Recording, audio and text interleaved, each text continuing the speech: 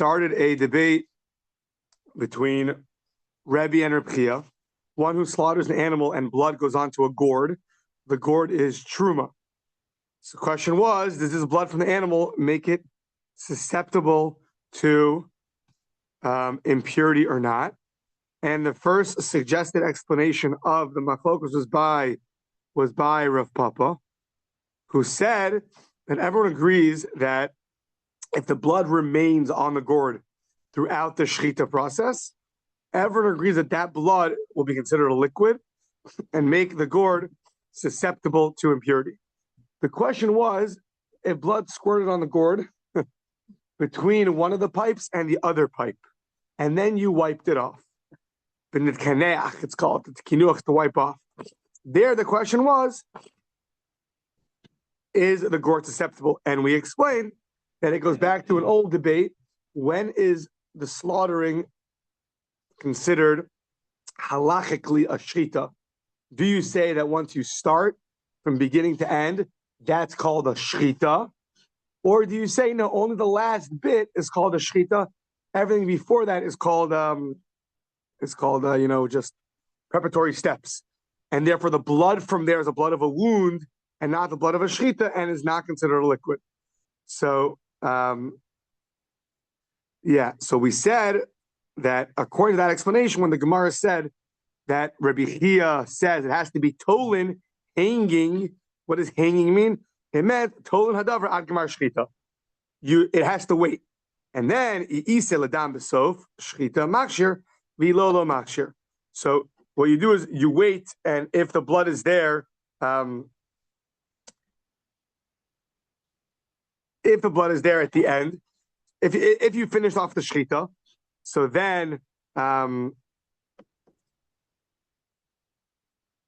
second. According to Rabbi Chia, according to Rabbi Chia, that shechita is only considered at the end. Any blood beforehand is considered the blood of a wound. And ma'i tolin means you have to wait until the shechita is over. And now, if the shechita is over and the blood remains, so the blood squirted out in the beginning, and now the shechita is over, you can view that blood that was there as shechita blood. But until the shechita ends, you view the blood as blood of a wound. Blood of a wound is not a liquid, which makes things susceptible for impurity. Blood of shechita is a liquid, which will make the gourd susceptible to impurity. So that's that. Now, the end of this teaching said, "Umay bo'u v'nismach al divrei Rabbi Shimon."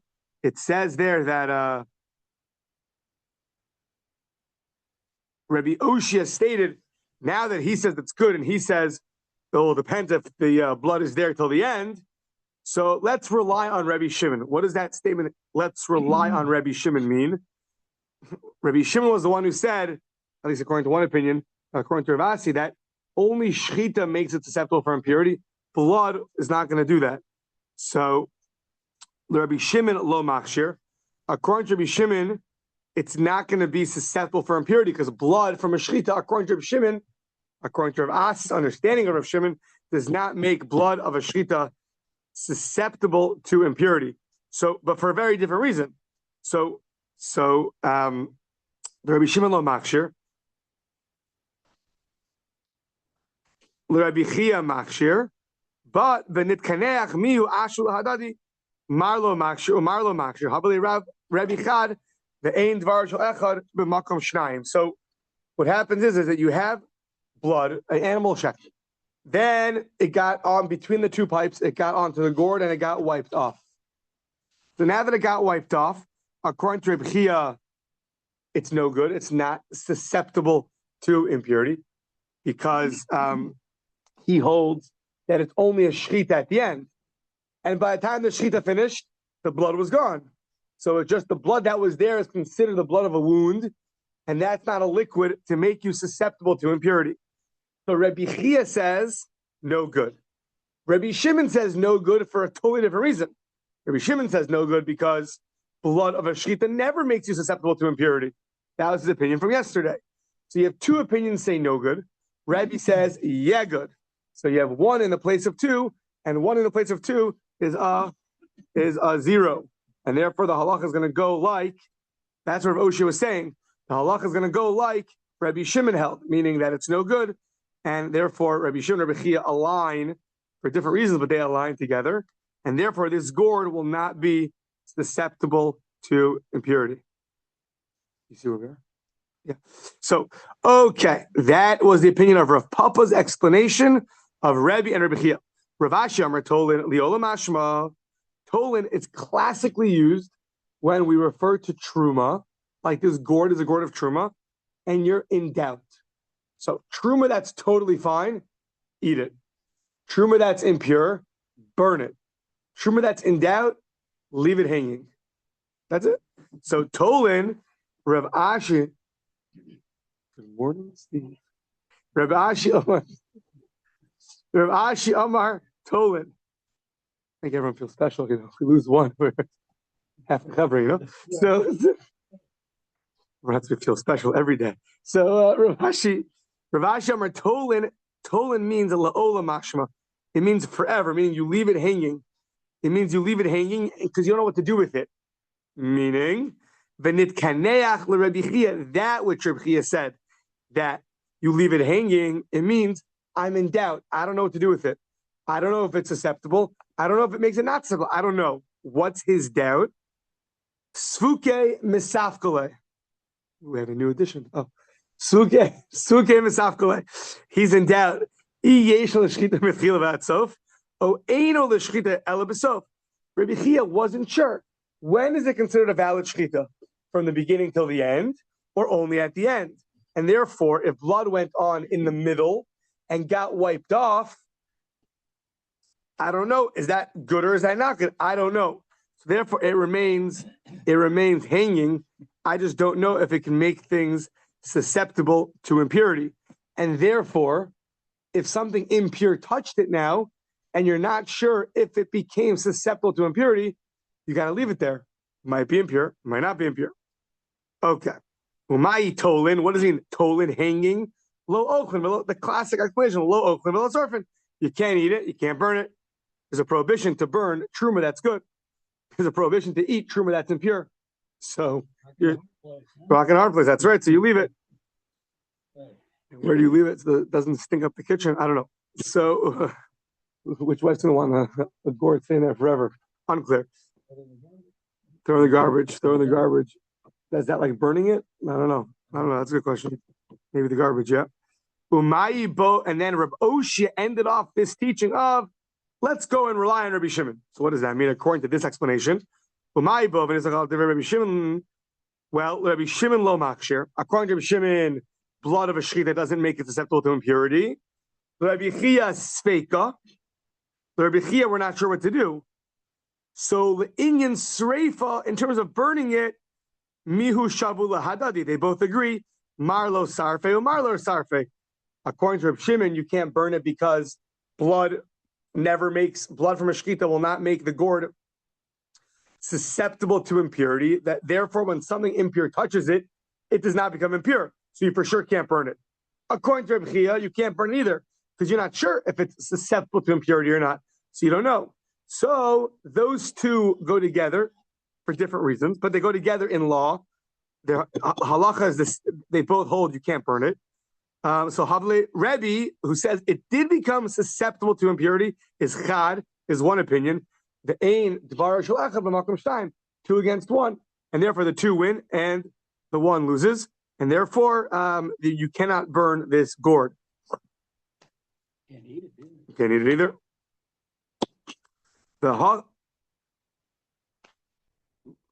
Right, I guess a regular Jew could eat it, not a Kohen. A regular Yisrael could eat it. I think no, why not? Cannot be eaten because it constitutes a majority opposing Rabbi Shimon concerning this question. No, I can eat it. No, because it's truma. I can't eat truma. It's truma tmeh, so Kohen can eat it. Yeah, you leave it off to. Yeah, I don't know. You auction it off at the next campaign or something. I don't know. So what? Put out the patch with the sheep. The Hachi Kamar, and this is what he means to say, Kigon Zos, Tolan Loch Sorfen. He says, like, this is the example of what you leave it hanging in the balance, can't eat it, and cannot burn it. Now, we had earlier, and we're going to have again. So until now, we've been discussing liquids. One of the 7 liquids makes things susceptible to impurity. Then we got involved in blood of shchita, blood of a dead animal, blood of a slain animal. So does that make things susceptible? Fine. But there is something that when it comes to something holy in the Beis Hamikdash called chibas kodesh, endearment, things that are holy are very endeared. And therefore, even without a liquid, they can be susceptible to impurity. We're going to see, it's going to be a verse later on. So even like wood, what we'll see in frankincense that are in foods can become susceptible to impurity. And seemingly right now, the assumption is that they don't need any liquid. Just it being a special holy thing is a special exception that it can become susceptible to impurity. We'll see. Is it biblical? Is it rabbinic? So now, what? We need more exceptions. More exceptions, that's right. So, vavoy. So, vavoy. Yeah, good. So, Bayi, Rabbi Shimon Lakish. Asks Rabbi Shimon Lakish, Sarir Shel Menachos. So, the Menachos, we know were in a vessel and then oil mixed together with them. So, this one didn't have so much oil and it was dry. It was a dry clump of flour, basically. This dry clump of flour can become susceptible to impurity. Doesn't seem to need any liquids. We're going to see it's a verse later on. The question is, when it becomes susceptible to impurity, does that mean always 2 levels? It becomes invalid, or it becomes impure to impurify others. So for sure, if something impure touches it, that's it, it's impure. The question is, but when the Torah says that it becomes invalid, it means it becomes invalid and that's it, or it becomes impure, which means it has the power to cause impurity to others. Yeah? Yeah, good. So, yeah, that was always the litmus test that you have to be on fire for Judaism, not just for yourself. It spills over to others. It's not enough for yourself. So are you invalid just you, or it spills over? Okay, so I'm not sure if that parable helped or not, but so what's in my head? So monim barishim misheni or ain monim barishim misheni. Can it cause 1st and 2nd degree levels of impurity or not? So ki mehayin chibas kodesh hakodesh laf sule gufe lemimne be rishim misheni lo odil maloshna. How much impurity will it get when it becomes impure? Enough for itself to invalidate its own self, and that's it, and therefore you can't eat it, or enough to cause impurity to others. Okay, so first attempted answer to our question. Amar Rebbe Lazar Tashma. So it says the Brisa Mikola Ochel Asher Yochal. It says in the pasuk that anything which you eat, which water comes upon it, will become impure. Will become impure. So Ochel haba b'mayim hukshar, Ochel she'eno ba b'mayim lo hukshar. So it sounds like you need water to cause susceptibility to impurity. Says the Gemara, well, you don't think Rabbi Shimon Lakish knew this verse before he asked that question? Of course he did.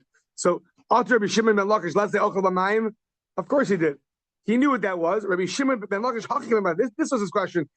Chibas hakodesh ke'ochel haba b'mayim dami holo. The question was that you're right. The rule is you need water or liquids to cause susceptibility for impurity. The question was, is chibas hakodesh, this endearment of holy things like this clump of dry flour, is that the same level of like a liquid went on it or not? If a liquid goes on it, then it can cause impurity to others. If not, then it itself is valid. So says the Gemara, Rabbi Eliezer nami mituri krak amar. Rabbi Eliezer says, listen, there's extra verses. Extra verses are going to help answer our question. What are the extra verses? It says over there in the 11th chapter of Vayikra that when the mayim goes on to the plants, so then it'll become susceptible to impurity. That's one. Then it says Another verse that we just quoted 4 verses earlier, so you have 2 verses that tell you that if water goes upon something, it becomes susceptible to impurity. So once you have this verse, what do you need the previous verse for? Next page. What's that verse for? Is it not coming to exclude this case of sanctified things, or this case of this of anything holy that's dry but gets invalidated? It can only get invalidated, and it won't be just like water. It says twice in the Torah, specifically food that had the liquid go on it becomes susceptible to impurity. Why does it say you need water twice? One to teach you the actual law, and one to teach you we're coming to exclude this special exception that holy things can become invalid by even without liquid, but it's only invalid. They cannot cause impurity to others, because the only thing that can cause impurity to others is something which a liquid fell upon it. This holy frankincense, holy wood, did not have any liquid fall on it, so it'll become invalid, but it won't become enough to cause others to be, it won't be enough to invalidate others.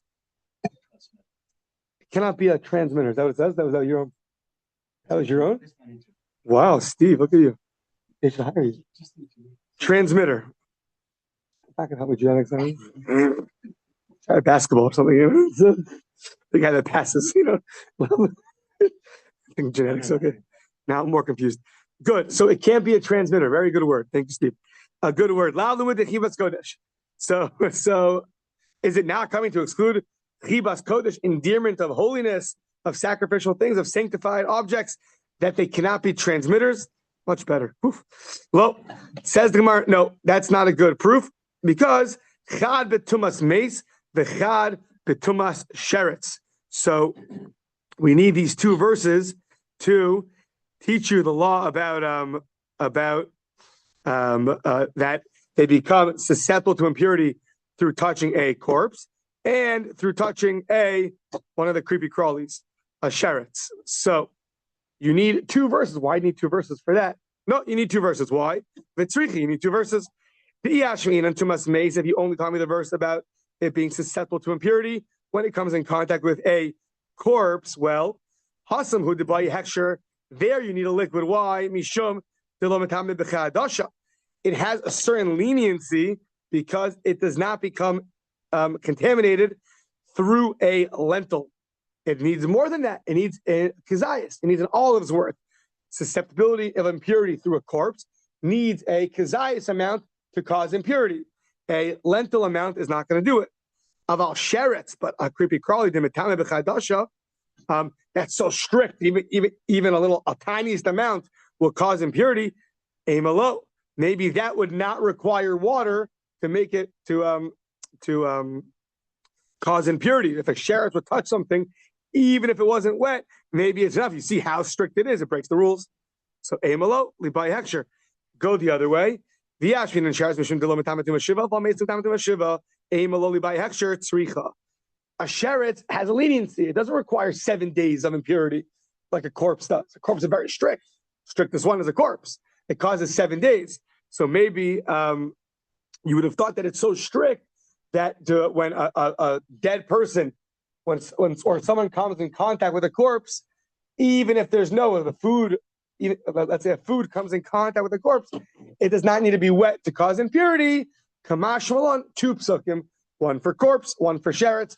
Both of them, in order to cause impurity, in order to be transmitters, the object has to be wet. It has to be wet with one of the liquids, and then it will become impure. The impurity will be transmitted. But just the object. Yeah. So no proof of no answer to our question about this chibas kodesh, a holy thing like a dry flour of a mincha. Is that itself become invalid, or it could transmit impurity? Masir Rav Yosef had a question. He had an attack. Rabbi Shimon Omer Hoksher b'shchita. Rabbi Shimon said, as we know in our Mishnah, shchita alone suffices to make the animal susceptible to impurity. Now, Hoksheru afilu lemimne behu rishon v'sheni. it's enough susceptible that it can transmit impurity. It's not just that it becomes invalid, but it can invalidate others. It can transmit impurity. 1 second. This is not a food. Sorry, this is not a food that had water come up on it. So it's just a shchita, no blood. That was our Mishnah. Even without blood, it becomes susceptible. 1 second. How did that break the rules? You need something which has a liquid on it. So very interesting. We have to wait until now to get another explanation to our Mishnah. So Abaye says, no, that was a special rabbinic dispensation that they made the shchita of an animal, Rabbi Shimon holds, like something which had liquid come upon it. So we thought we had a proof that we found another example of something which has no liquid and yet can transmit impurity.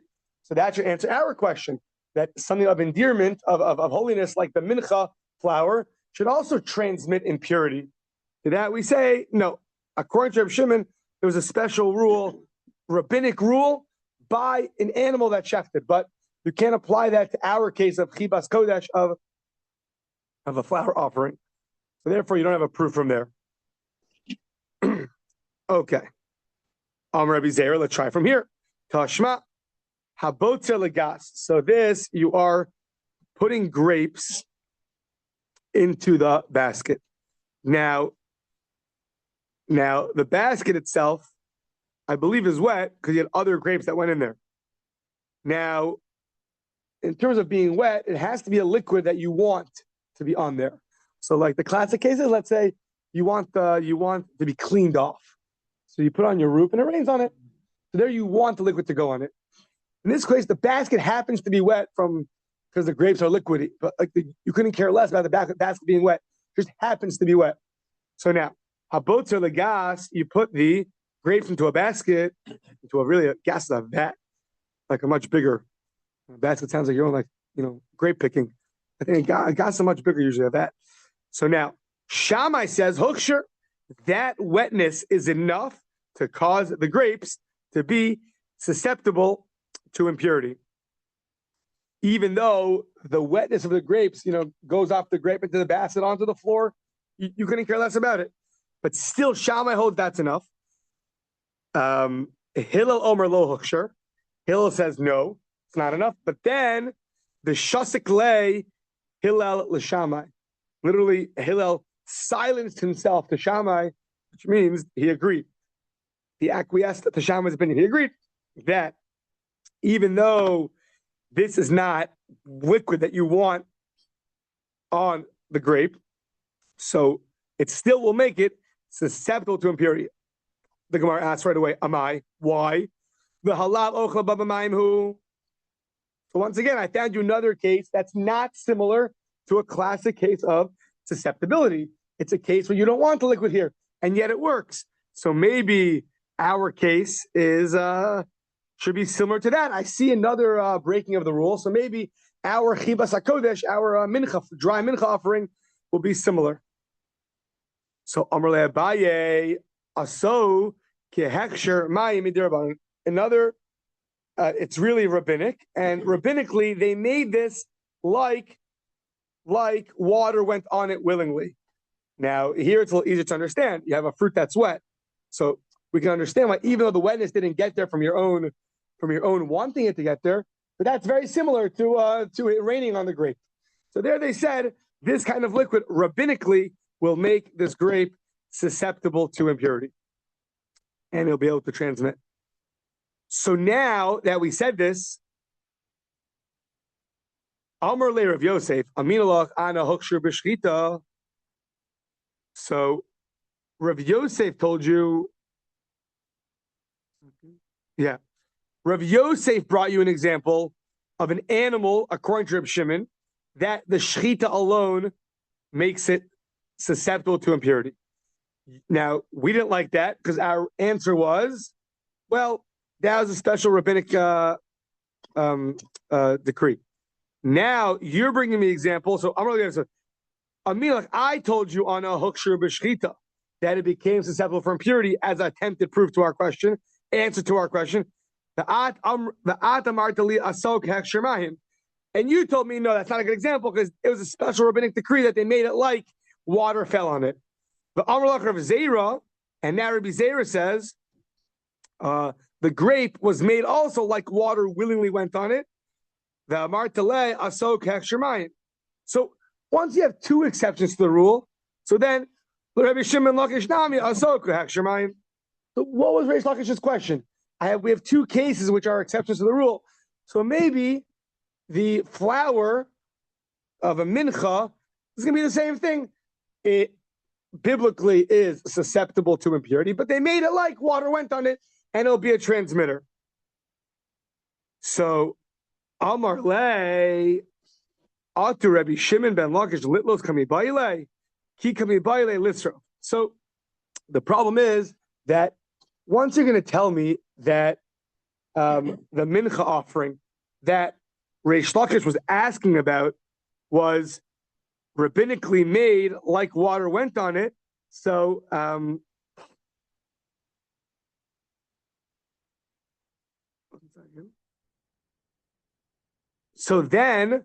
then it becomes rabbinic. If there's a rabbinic level of impurity, you can't burn the truma. So we're saying now Rabbi Shimon was not asking about can you leave the truma and let it sit there, because if it's a rabbinic impurity, you can't burn it because biblically it's fine. So let's say this mincha now becomes impure, but rabbinically it can transmit impurity. So rabbinically it transmits impurity, and now truma touches it. So that truma is now rabbinically impure. So you can't burn it because it's not biblically impure. You can't eat it because it's rabbinically impure. So what do? You leave it to stay. You leave it to hang. It just hangs out. So, but who says Reish Lakish was asking about that level of impurity? Ki kami baile lisro. He was asking about burning of the truma. So it says the Gemara, 1 second. We're talking on a biblical level. Michlal, I guess yeah. Michlal dechibas hakodesh deraisa. I jumped the gun that it's biblical. Until now, the Gemara is not sure, is it rabbinic or biblical? So maybe just say the whole Reish Lakish was all one rabbinic question of, can a mincha offering become impure rabbinically? That the Gemara said, who told you that Reish Lakish was just talking about rabbinically, and therefore you'd have to leave it to hang, right? This case is easier than touching truma. This case is just, it itself is sanctified. So if it becomes rabbinically impure, you can't burn it. You can't just destroy sanctified objects. So we attempted to say that we found two examples of rabbinically enacted impurity. One was by the grape juice, and the one before that was by Rabbi Shimon and the shchita. So then we said, okay, so we have a third exception to the rule. The third exception to the rule is a mincha offering, the flour of the mincha or other sanctified things. Maybe rabbinically they made it such an endearment that they viewed it as like water went on a food. But then we're asking, but who said that that's what he's asking? That would make the whole thing one rabbinic question. Now that it's impure rabbinically, you can't eat it and you can't burn it. You leave it to hang. Says the Gemara, but who said that's what we're talking about? Maybe he was asking in terms of burning it. You have to burn it. Says the Gemara, whoa, burning? That's biblical.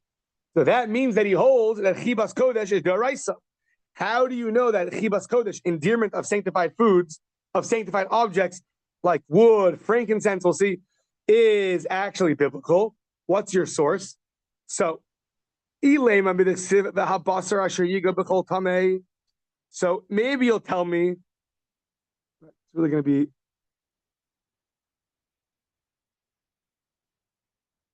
coming up on the next page somewhere. Maybe it's here. Either way, what's your source that non-food items that are holy, like a clump of flour or wood or frankincense, what's your source that they become susceptible and can transmit impurity? Look, meat can cause impurity. So says the Gemara, 1 second. How did this sanctified meat become susceptible to impurity? which then enables it to transmit impurity. Maybe you'll say it became susceptible because blood went on it. But we know already blood from a sacrifice cannot cause susceptibility of impurity. Why? Because the verse is about to compare. We had this earlier. Blood of a sacrifice, blood to water. Just like water spill on the ground, so do blood has to spill on the ground to be considered a liquid to cause susceptibility of impurity. Blood by a sacrifice goes into a vessel, doesn't go on the ground. So that can't be how this meat became susceptible to impurity. Got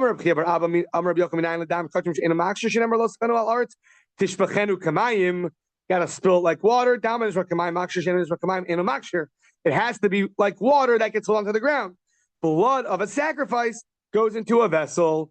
So once again, we're looking for a source that holy items, even non-food items, become susceptible to impurity. We have a verse that says that meat causes impurity.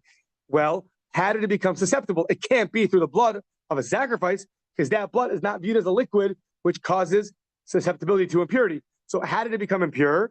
Ella the iskasher b'mashki mitbachya. Says the Gemara, well, when you're shechting the animal, you got to go wash it. You got to go to the kitchen, to the shechting kitchen, and go wash it off. Oh, what do you see from there? Water went on it. Water that you want went on it because you're washing it off, get all the blood out and everything. So we really should go to Rabbi Weissman. He showed me pictures yesterday of he just shot the 29 chickens. 27 kosher, 2 not kosher, and 1 was because of our Mishnah coming up next. It was dying. That's the next Mishnah. The dying animal is not going to count. What? I think he gives to other families. Maybe he sells it. Yeah, could also for himself. Yeah. Maybe he has an organization convincing vegans out of it. I don't know. I'm kidding. I'm kidding. So yeah. So maybe you took the meat, you slaughtered the meat.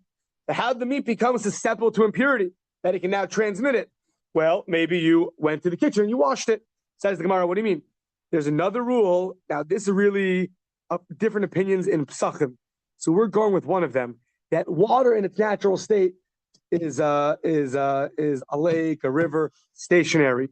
Water from the hose, the sink, is not really water that's going to cause impurity, according to one opinion in Psachim. So, Rabbi Yossi, Rabbi Chanina, Mashi, Beis Medakia, Lo Dayan Shein Dakan. Dakan means pure, meaning they don't cause impurity. Not only are they going to remain pure, Elish Ein Makshirin, they cannot cause susceptibility to impurity because of this point that in Psachim it says that it has to be mayim mechubarin, mayim that's attached to something like the river, the sea, the ocean, but not mayim that's not water that's detached. So don't tell me that the water from the kitchen is what made it susceptible to impurity. That, according to that opinion, which our Gemara is going like, is no good. Okay, so now v'chi tema targama adam.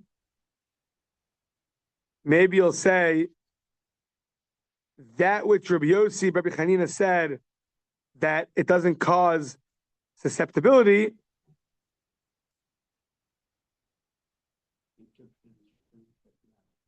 V'chi tema targama adam. Yeah, sorry.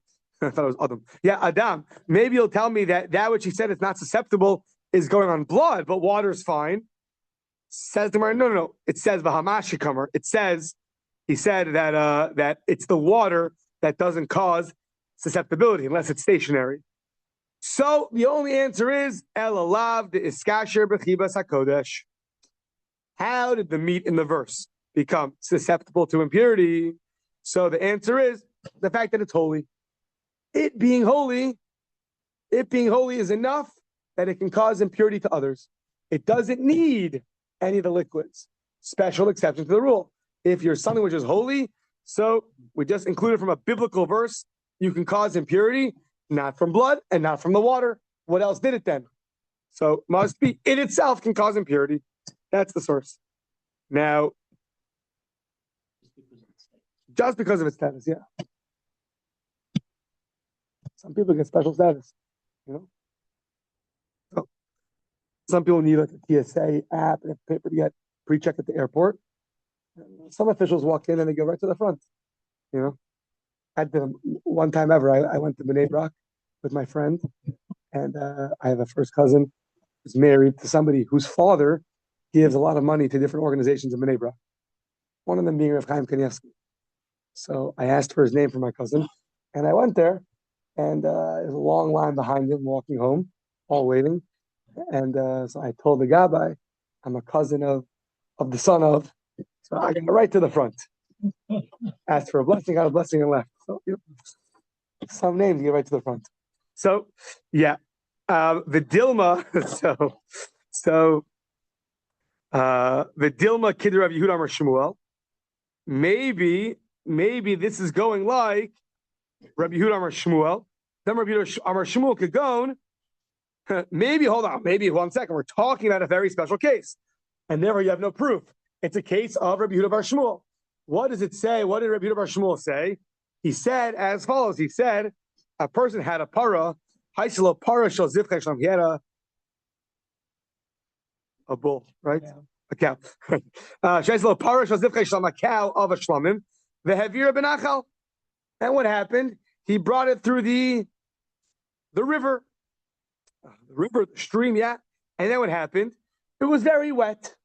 Where'd that water come from? Natural state of water. And now, shachta, you slaughtered it. And there's still water dripping on it. Oh, so maybe that's how this meat became impure.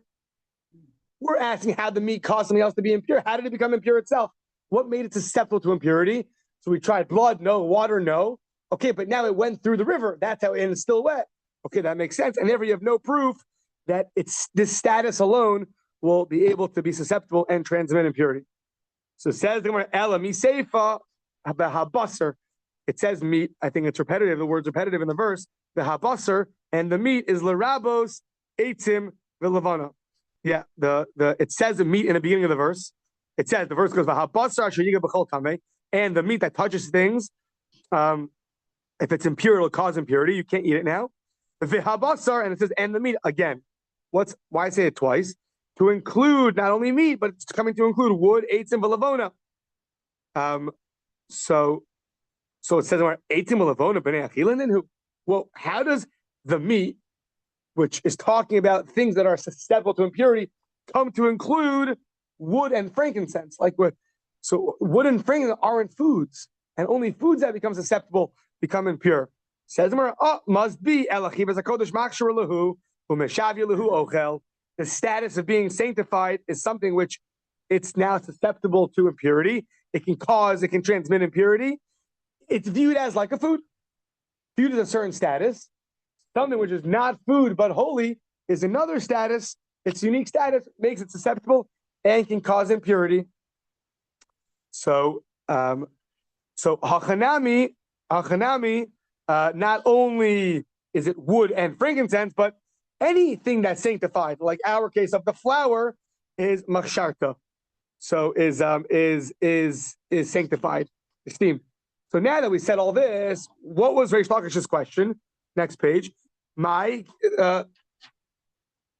mahanya chibas kodesh b'psula degufei aval leminin be'rishon v'sheni lo o dilma lo shna teku.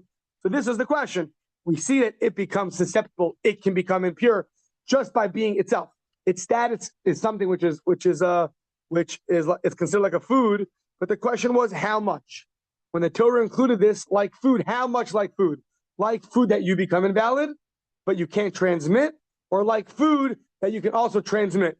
And that we say teku. So presumably, if it's impure, it becomes impure and it touches something else. It's a suffix. So if it's a suffix, so you can't eat it, you can't burn it. You have to let it stay. Oh man, I want to continue. Should we do the Mishnah or should we be nice to Jules? Okay, nice to Jules. Fine, nice to Jules.